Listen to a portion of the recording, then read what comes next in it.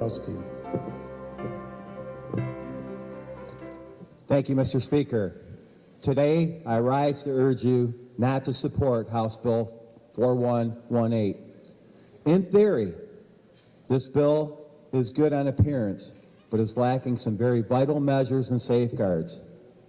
I think it is very fair to say that everyone in this chamber wants all people refraining from drug use. I know that I am one.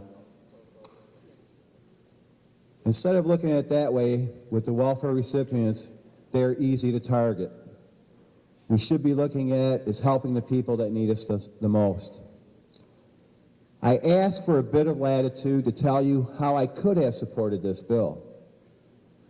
Let me suggest that with a few amendments offered by my colleagues, this could have been a slam dunk. My personal highest priority was to implement the very first amendment that was introduced. This amendment was introduced by my colleague, Minority Vice Chair Marcia Hovey-Wright. Her amendment was to implement having a third-party payer. This would have guaranteed that the child would still be taken care of in the case of the parents not passing this drug test. This amendment alone, in my eyes, would have sealed the deal. It would have put in place a mechanism that protects the child so that he or she would continue receiving the much-needed support.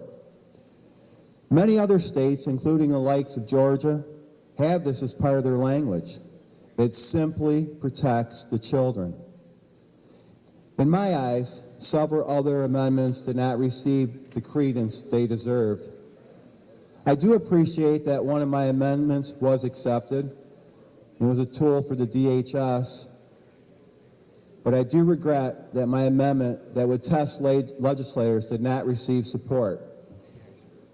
The amendment would have shown great leadership by showcasing that I too receive a paycheck from the residents of Michigan and believe that we should lead by example. With any bill that comes in front of me from either side of the aisle, I first ask myself, would I want to be subjected to that? This is one I quickly recognized, and quite frankly, it was a no-brainer. Since yesterday, I've received numerous calls asking why I did not ask for a roll call vote about testing legislators. My reply was that I introduced this because I believe it is good policy, and I wasn't looking to put anyone in the corner. It wasn't a ploy, but merely a statement that I believe we would be better, it would be a better sell to people who are subject to this. I would have also liked to have seen a greater emphasis to prevention.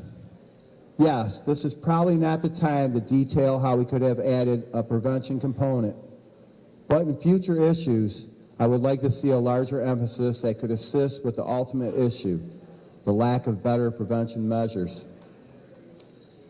You know, a lot of good has come out of this bill, and I believe from the original concept, it has come a long way. It has made great strides. In fact, the great amendment was added by Representative Farrington. His amendment was to eliminate the cost of the test as long as you tested negative. Well done. At this time, I want to thank the committee. I want to thank Committee Chairman Ken Kurtz, as well as committee members Hooker, Denby, Outman, Kestel, Victory, Hovey-Wright, and Slavens. I want to say thank you to these members for debating this and for all their open dialogue. I have spent a great amount of time talking with the chairman and colleagues and appreciate their willingness to work together. In closing, I want to reiterate that I fundamentally agree with some of the parts of this legislation, but can't support it in its current form. Honestly, no matter how we vote, how the vote comes out, there is no winner. We can only go back to the drawing board and come up with policy that we all believe will make Michigan a place that not only is a great place to live, but also a state that can recognize when someone is in need of help.